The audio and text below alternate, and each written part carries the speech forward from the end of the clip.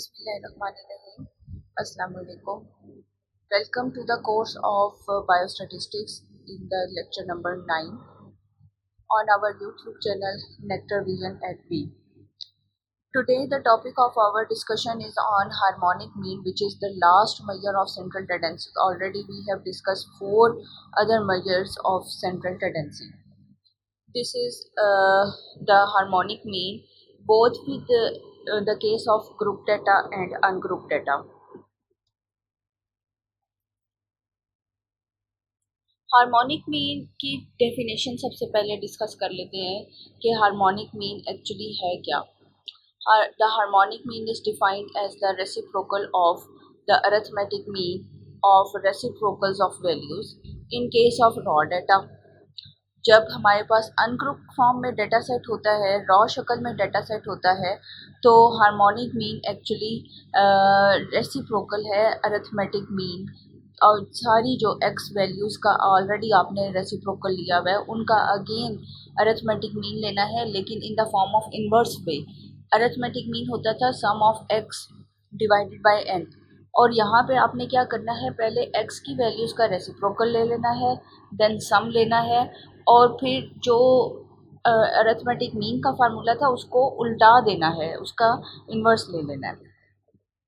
और इन case of group data set, group data में क्या होता है कि हमारे पास फ्रीक्वेंसी आ जाएगी, बस चेंज क्या आएगी कि यहाँ पे सम ऑफ ये जो n है ये एक्चुअली डिनोट करेगा सम ऑफ f को, ठीक है, और लिखा n ही जाता है, लेकिन आपको ये समझ आनी चाहिए बात कि यहाँ पे n नंबर ऑफ ऑब्जर्वेशंस नहीं है बल्कि सम ऑफ f है, और डिवाइज़र में f डिवाइडेड बाय x का समेशन लेना है. जैसे हमारे पास एक सामने एग्जांपल लिखी हुई है for in case of raw data set. कैसे इसका सोल्यूशन करेंगे, let's discuss it. Suppose a car travels 100 miles with 10 stops, each stop after an interval of 10 miles. Suppose that the speed at which the car travels these 10 intervals are 30, 35, 40, 40, 45, 40, 50, 55, 55 and last पे 30 miles per hour respectively. What is the average speed with which the car travel the total distance of 100 miles? अब हम इसको ungroup data के साथ solve करेंगे और इसमें average find out करने के लिए हार्मोनिक मीन अप्लाई करेंगे. एक्स की ऑब्जर्वेशंस को सारों को आपने एक कॉलम में लिख लेना है.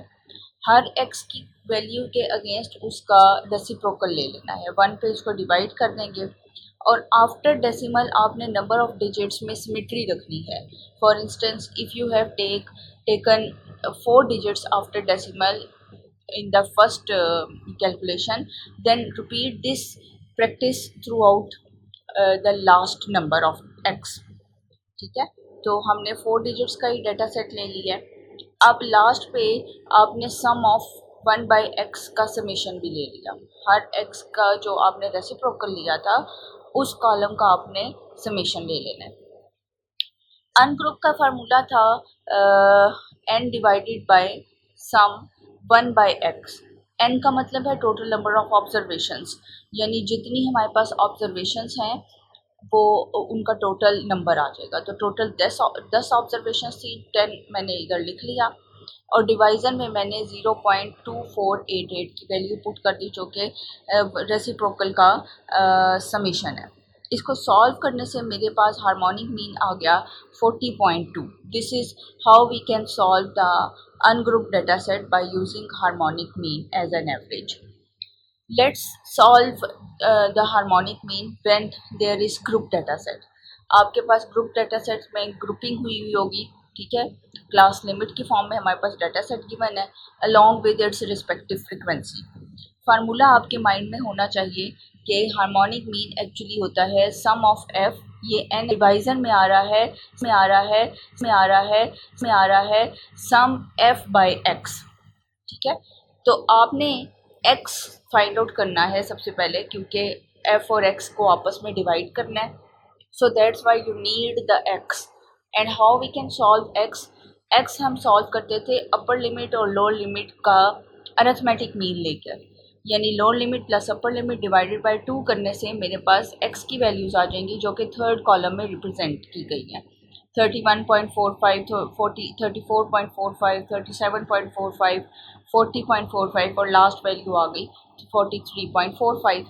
अब मैंने हर एक्स को एफ पर डिवाइड करते जाना है, तो 2 डिवाइडेड बाई 31.45 हो जाएगा, 4 डिवाइडेड बाई 34.45 हो जाएगा, 14 divided by 37.45 and so on. अब मुझे पता है कि फार्मूले में इसका समेशन इस्तेमाल होना है, तो मैं इस कॉलम का सम कर लूँगी। 0.7971 इसका सम आ गया, और फ्रीक्वेंसी का मैंने टोटल कर लिया, दैट वाज इक्वल टू 30। दोनों को मैं डिवाइड करूँगी तो मैंने हार्मोनिक मीन को फाइंड आउट कर लिया, that is equal to 37.63। This is how we can solve the harmonic mean by using group data set.